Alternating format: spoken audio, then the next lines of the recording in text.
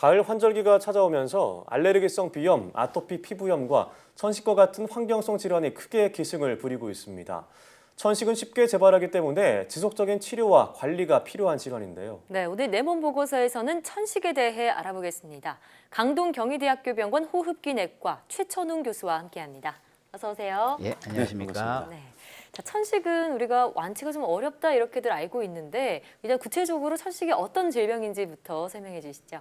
우리가 이제 천식은 폐로 연결되는 통로인 기관지에 만성 염증이 발생해서 생기는 질환입니다. 예. 모든 연령대에서 나타날 수 있고요. 기관지 염증에 의해서 기관지가 심하게 좁아져서 숨이 차고 숨 쉴 때 쌕쌕거리는 소리가 나는 증상증이 반복적으로 나타납니다. 기관지 점막이 부어오르고 또 기관지 근육이 경련을 일으키면서 점액이 분비되고 기관지가 막히게 돼서 숨이 차게 되는 거고요. 증상이 아주 심해지거나 급성 발작이 일어나면 숨을 쉬지 못해서 사망에 이를 수 있는 아주 무서운 질환입니다. 그렇군요. 요즘 같은 환절기나 미세먼지가 이제 많아진다고 하니까 네. 기침하시는 분들은 더 걱정이 많으실 것 같습니다. 그렇죠. 이 천식이 발병하는 원인은 무엇일까요? 대개 이제 유전적 요인이 있고 환경적 요인이 중요한 역할을 하는데요. 대부분 일반적으로 이제 알레르기 소인을 가진 사람에게서 어떤 특정한 알레르겐, 다시 말씀드리면 이제 알레르기 증상을 일으킬 수 있는 특정 물질에 노출이 되게 되면 네. 증상이 발생하게 됩니다.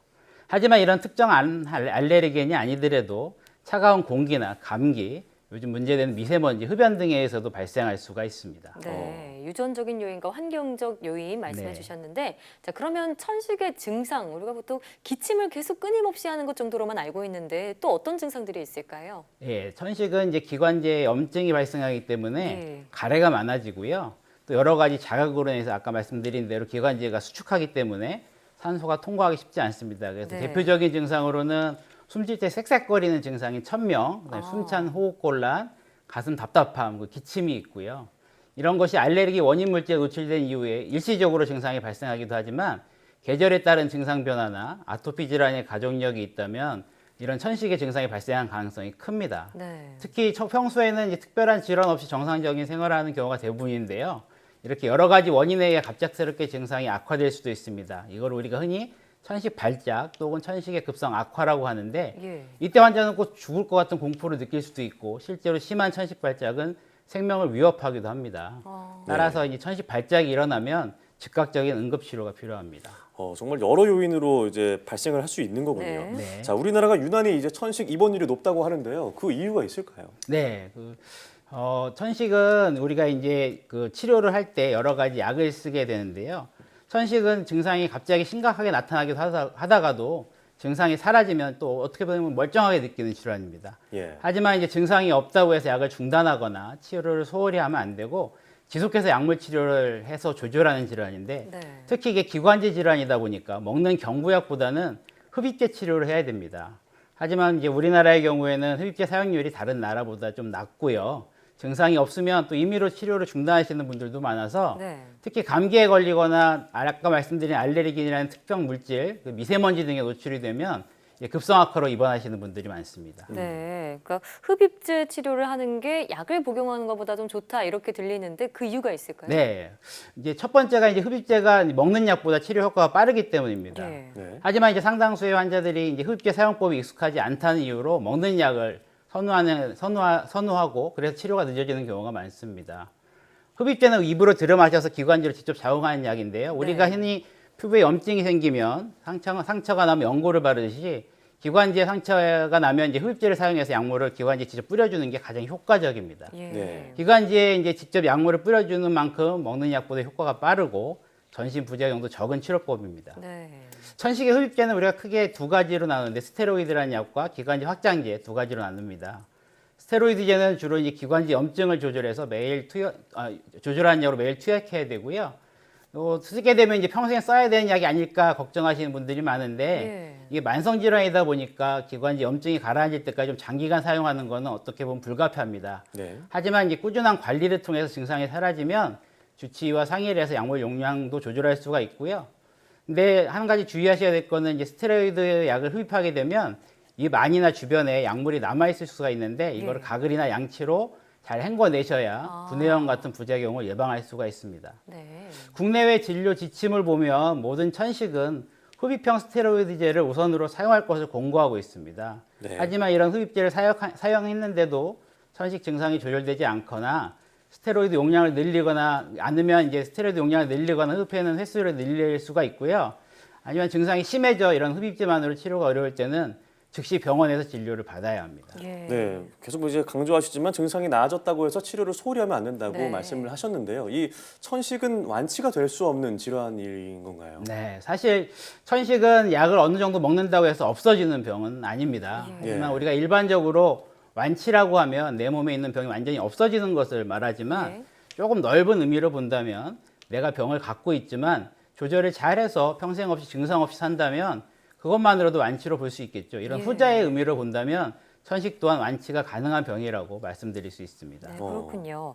자, 그런데 천식이 워낙 또 우리가 치료가 힘들다 보니까 관련한 여러 가지 속설들이 있는데요. 아기 때 이유식으로 생선을 먹으면은 천식 발병 위험이 줄어든다 네, 이런 네. 얘기를 들었습니다. 이게 여러 가지 연구를 예. 보면 어떤 연구들을 보면 엄마가 임신을 했을 때 이제 오메가3 지방산을 많이 섭취하면 앞으로 태어날 아기한테 천식 발병률이 낮아진다거나 네. 또 어릴 때 이유식으로 오메가3 지방산이 많이 함유된 생선을 많이 먹으면 천식 발병의 위험이 감소한다는 연구 결과가 있습니다. 예. 이런 오메가3 지방산이 항염증 작용이 있기 때문에 어느 정도 기관지 염증에 도움이 될 수는 있겠지만 이런 결과가 이제 100% 천식을 예방한다거나 모든 사람한테 다 적용되는 것은 아니기 때문에 네. 참고만 하시면 될 것으로 생각합니다. 예. 뭐 100%는 아니지만 효과가 없진 않다는 네. 말씀이시군요. 네. 자, 그렇다면 이 천식에 대한 치료법은 어떤 게 있을까요? 그래서 천식 같은 알레르기 질환의 첫 번째 치료는 이런 증상을 일으키는 알레르기 물질을 피하는 겁니다. 예를 네. 들어서 내가 복숭아 알레르기가 있다 그러면 복숭아를 안 먹어야 되고요. 예. 게토라 알레르기가 있다면 강아지를 키우면 안 됩니다. 그래서 이론적으로 이런 모든 원인 물질을 완벽하게 피할 수 있다면 약물 치료는 필요치 않습니다. 하지만 네. 이제 100% 피하기는 힘들겠죠.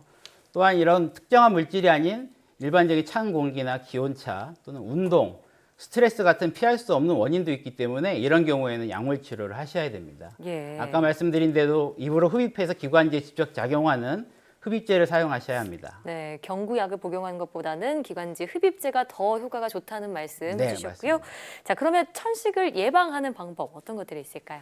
첫 번째로는 내가 어떤 것에 알레르기인지를 정확하게 알아야 합니다. 그래서 네. 병원에 가시면 혈액 검사라든지 피부 반응 검사를 통해서 이 대표적인 원인 물질을 확인할 수 있습니다만 검사로 알 수 없는 원인도 굉장히 많기 때문에 우리가 평소에 생활을 하면서 주의를 잘 기울여서 내가 어떤 음식을 먹었을 때 좀 불편하다든가 예. 아니면 특정 장소에 가면 기침을 하고 숨이 찬다는 생각이 들면 그걸 잘 기억해뒀다가 그것을 네. 피하는 게 제일 중요합니다. 또한 이제 병원에서 받은 흡입제를 아까 말씀드린 대로 의사의 지시대로 잘 사용하시면 이런 치료 효과뿐만 아니라 예방 효과도 누릴 수 있는데요. 천식 같은 만성 호흡기 질환자의 경우에는 또 인플루엔자에 걸리거나 폐렴에 걸리면 치명적일 수 있으므로 네. 폐렴구균 예방 접종이 필요하고요. 매년 인플루엔자 예방 접종도 빠뜨리지 말고 하셔야 됩니다. 예. 네. 특히 요즘 가장 문제가 되는 미세먼지 같은 경우 천식 증상을 악화시킬 수 있으니까요.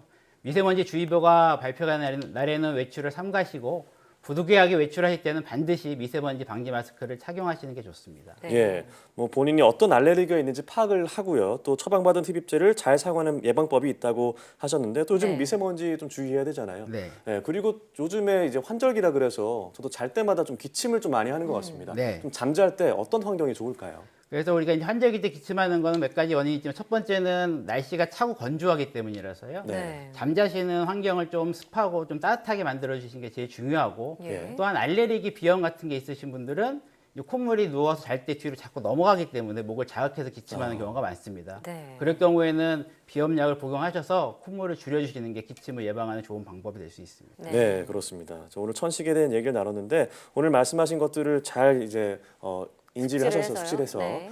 천식을 예방하는 데 도움이 됐으면 좋겠습니다. 네, 오늘 말씀 고맙습니다. 네, 감사합니다.